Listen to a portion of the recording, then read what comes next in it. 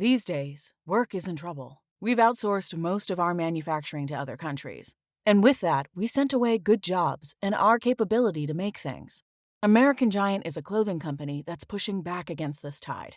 They make all kinds of high-quality clothing and activewear, like sweatshirts, jeans, dresses, jackets, and so much more, right here in the USA. So when you buy American Giant, you create jobs in towns and cities across the country. And jobs bring pride, purpose. They stitch people together. If all that sounds good to you, visit American-Giant.com and get 20% off your first order when you use code STAPLE20 at checkout. That's 20% off your first order at American-Giant.com with promo code STAPLE20. Welcome to the Deep Dive. You know how this works. We dive into something substantial, pull out the key bits for you, save you the time. Get right to the good stuff. Exactly. And today we're tackling something really interesting. A detailed, 10,000-word exploration of a hypothetical movie. Oh, okay. Hypothetical. Yeah. The 2025 film Sinners, supposedly directed by Ryan Coogler, starring Michael B. Jordan. Coogler and Jordan again. That pairing is always interesting. Right. But this isn't a review, obviously. It's more like looking at the blueprint. A deep dive into the idea of the film based on this text. Precisely. Our job today is to pull out the most compelling bits about this potential film. The themes, the story, the creative forces described. It's a bit different, examining something that doesn't actually exist yet. Gives us a chance to explore the potential, Yeah, like reading the architect's plans. So let's start with part one of this rundown, setting the stage, the premise, the players involved. Okay. It frames Sinners as a character-driven drama, Right. really digging into moral complexity, not just simple good versus evil. Which sounds very Coogler, doesn't it? Thinking about his previous work. Totally. The source hints at a few potential core conflicts. Maybe an ex-con trying to go straight. Or like a troubled detective, maybe. Someone facing a tough choice. Yeah, or even a whole community grappling with some kind of shared guilt. The main thing seems to be internal struggles, relationships. Less about external action, more about the psychology. Seems like it. Yeah. Which leads straight into the themes, right? Redemption is mentioned. Mm-hmm. Justice too. And forgiveness, forgiving others, forgiving yourself, and just human fallibility. The fact that we all mess up. Those are heavy themes. Redemption and justice, especially in a Coogler film, often tie into wider societal questions too. Good point. Which of those feels like it might be the main engine, do you think, based on that description? It's hard to say definitively, but the redemption arc feels central, especially if it focuses on one main character, like an ex-con or a compromised detective. But woven into that, the justice theme, maybe critiquing the system or exploring what justice even means, that feels very plausible too. It's probably a mix. And the rundown talks a lot about Ryan Coogler's vision. Social relevance, character focus, emotional intensity, authenticity. Yeah, hallmarks of his work. Fruitvale Station, Creed, obviously Black Panther, they all have that. But this sounds maybe darker, more ambiguous than some of those. The source suggests Sinners could be him exploring that territory more deeply. It could be a more intimate look at moral failings, perhaps. Well, The text mentions his visual storytelling, how he gets performances, the thematic depth. right, how he uses the camera, it gets those really raw performances. Applying that skill set to something potentially grimier, more morally gray, that's an interesting prospect. Then there's Michael B. Jordan, described as magnetic in the lead. Well, he usually is. True, it highlights his, physicality, charisma, but also his emotional range. He can definitely portray that inner conflict. The rundown floats possibilities for his character. Parolee, detective, maybe even a priest. A priest. Interesting. Yeah, but whatever the role, the expectation is intensity, nuance, vulnerability, that physical presence he has. It sets up a potentially complex protagonist. Someone grappling with, sin, right? And whether redemption is even possible for them, Jordan can nail that duality. The source also mentions the supporting cast being crucial, specifically names Miles Caton in a hypothetical role. Oh, okay. Any specifics on his character? Not definitively. Could be a mentor, maybe a rival, someone from the protagonist's past, adding layers. Right, someone to bounce off the main character, challenge them, or guide them. Exactly. The emphasis is just on needing a strong ensemble to make the world feel real. Absolutely essential in a character drama. You need those relationships to feel authentic. Caton's a strong actor too, so that adds potential weight. And finally, for this first section, it touches on genre. drama at the core, obviously. But with other flavors mixed in. Yeah, hints of thrillers, maybe some neo-noir elements for that darker atmosphere. Neo-noir fits with the moral ambiguity theme. Corruption, disillusionment. It draws some comparisons, too. Ugh. Oddly, from Dusk Till Dawn. But just for the darker human nature aspect, not the tone. Okay, that's a specific pull. More expectedly, Coogler's own Fruitvale Station for the realism and social issues. Makes sense. And potentially nods to things like Sif the Men Training Day, maybe even Prisoner. Those suggest a certain grit, yeah. And moral compromise, especially Training Day. So, putting it all together. Yeah. Intense, character-focused, morally complex drama with thriller neo-noir touches. Sounds promising. It paints a compelling picture, definitely. Lots of potential there. Okay, let's move into the second part of the rundown. The narrative, spine, plot, and structure. Right, how the story might actually unfold. It starts with the inciting incident. Whatever kicks things off, it's meant to force the protagonist to confront their past. The catalyst needs to be significant. The source suggests a few types. Maybe a violent crime pulls in a troubled detective. Or the protagonist getting out of prison, like you mentioned. That's a natural starting point for confronting the past. Or even just a shocking revelation that shatters their world. Whatever it is, it sets the conflict and the journey in motion. Disrupts the status quo, forces them onto a new path.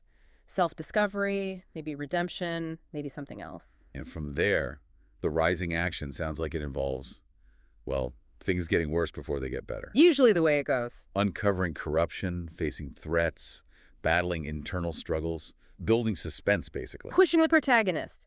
Testing their limits, forcing them to make difficult choices as the stakes get higher. Yeah, it sounds like that pressure cooker environment we talked about, both external and internal pressure. And that naturally leads into the character arcs.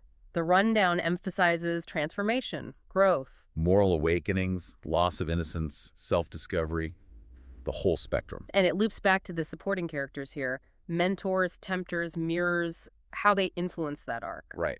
They aren't just there. They actively shape the protagonist's journey. A mentor offers one path, a tempting figure another. Seeing aspects of themselves reflected in others forces introspection. It makes the change feel earned. So, woven into this plot structure are the thematic threads. The source mentions quite a few. We touched on some already. Sin, obviously. The weight of guilt, the search for grace, The corrupting influence of power is in there too. and the fragility of hope. It's a lot to juggle. Which ones feel like they'd be front and center? Given the title Sinners and the premise, sin and guilt seem unavoidable as core pillars. Right. But the search for grace, for redemption, provides that necessary counterpoint. It offers the possibility of hope, stops it from being relentlessly bleak.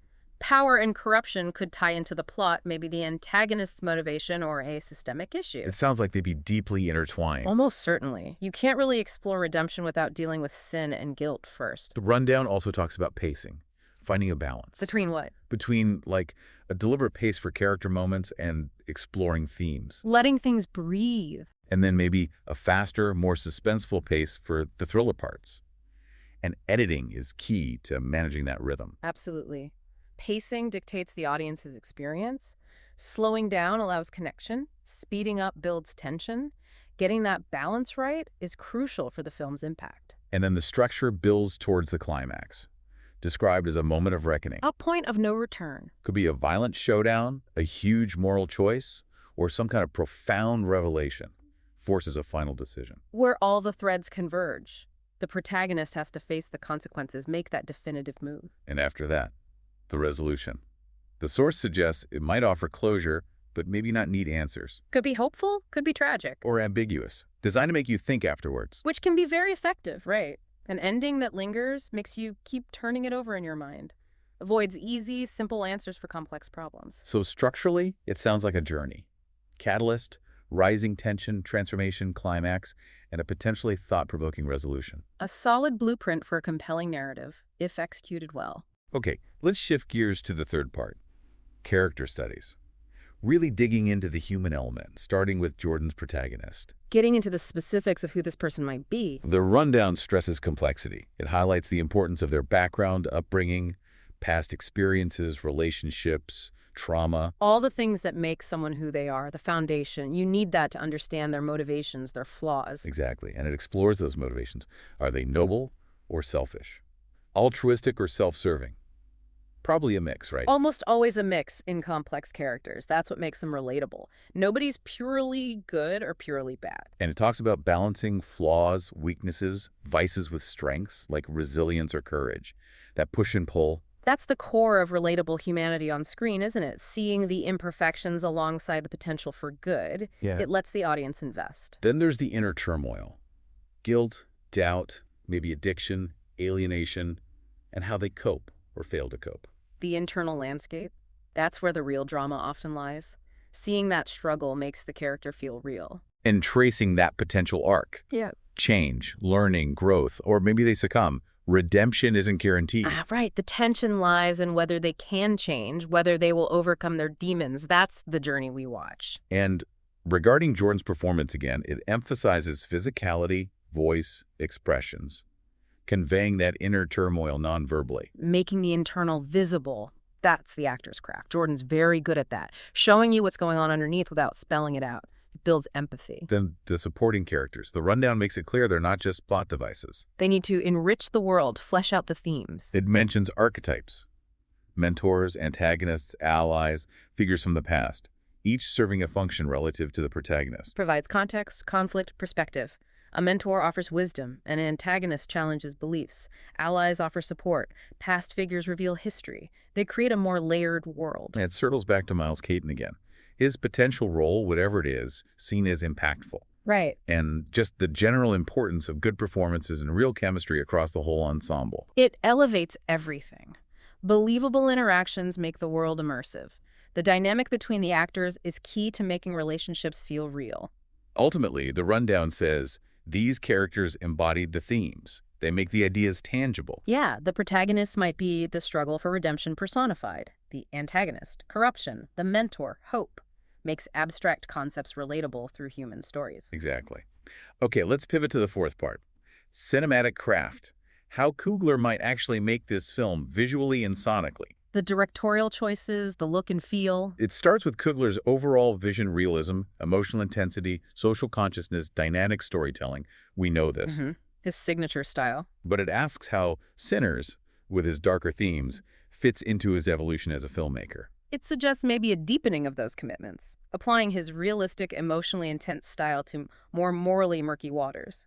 It mentions his visual storytelling again, camera, composition, movement. How he uses those tools. Yeah. The rundown then breaks down cinematography specifics, visual style realistic or stylized. Camera angles and composition, how they show power dynamics, intimacy.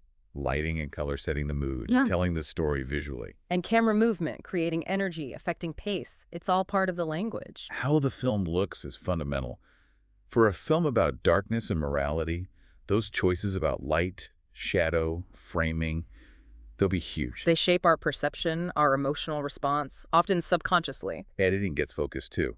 Pacing, rhythm, transitions between scenes. Montage sequences, maybe. Building suspense through cross-cutting. Yeah, all those techniques. How editing shapes the emotional impact. The invisible art, but crucial. It's where the film finds its final shape, its flow. Controls how we experience the narrative, builds and releases tension. And finally, music and sound design. It even flows Ludwig Göransson as a possible composer. Makes sense, they collaborate often. He understands Coogler's vision. How the score complements the story and visuals, how sound effects, ambient noise, dialogue create realism and atmosphere. The whole soundscape. And that interplay between diegetic sound stuff, the characters hear, and non-diegetic sound, like the score. Music is so powerful for emotion. Score can build dread, uplift, underscore sadness. Sound design immerses you in the world, creates tension. Göransson could definitely create something evocative for these themes. Okay, so we've covered the potential look and sound. Now, the final part of the rundown, thematic resonance, really exploring the core ideas. Getting to the heart of what the film might be about. It starts with the weight of sin, how the film might define it beyond just religion, exploring different kinds of moral failings. And moral ambiguity, no clear heroes or villains, that seems key. Consequences, personal, social, and moral responsibility. Is it individual choice or societal forces? Free will. That's deep territory. Moving beyond simple definitions, looking at the complexity of wrongdoing and accountability in the real world. The ambiguity part is really interesting, forcing the audience to grapple with it. Then it moves to the pursuit of redemption. What does that look like in this story? Forgiveness, atonement, real change. The struggle involved, it's never easy, right? Right. And the role of forgiveness, giving it, receiving it, forgiving yourself, and the price of redemption. What sacrifices are needed? That idea of redemption being earned, not just given, it often involves facing the consequences, making amends, a real internal shift. Exploring that struggle can be incredibly powerful. The rundown also brings up faith and doubt. Another layer. Is faith present, absent? Is there a struggle with doubt? What's the role of spiritual guidance, helpful, harmful? And can morality exist without faith? Or is faith presented as essential? Adds a whole philosophical dimension, potentially. How characters find meaning or grapple with its absence, especially when facing moral crises. It could really deepen the character conflicts and the overall thematic exploration. And finally, social commentary.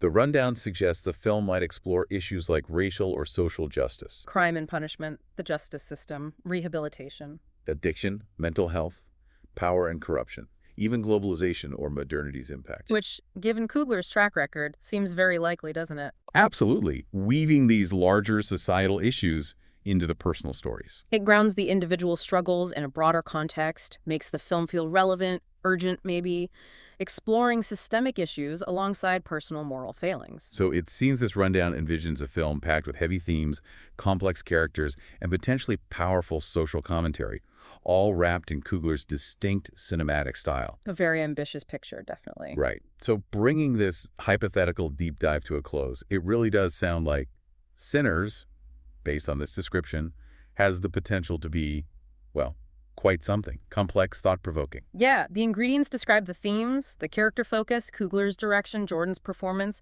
They point towards a potentially impactful film, emotionally and intellectually. So, for everyone listening, thinking about everything we've just unpacked, Yeah. the themes, the character types, the style, what part of this hypothetical film jumps out at you the most? What feels most intriguing? And why do you think that element could be particularly powerful on screen? It's interesting to consider. You know, this whole exercise, looking at a film's potential based on a detailed description like this, it's a good way to think about what really goes into making a film resonate, isn't it?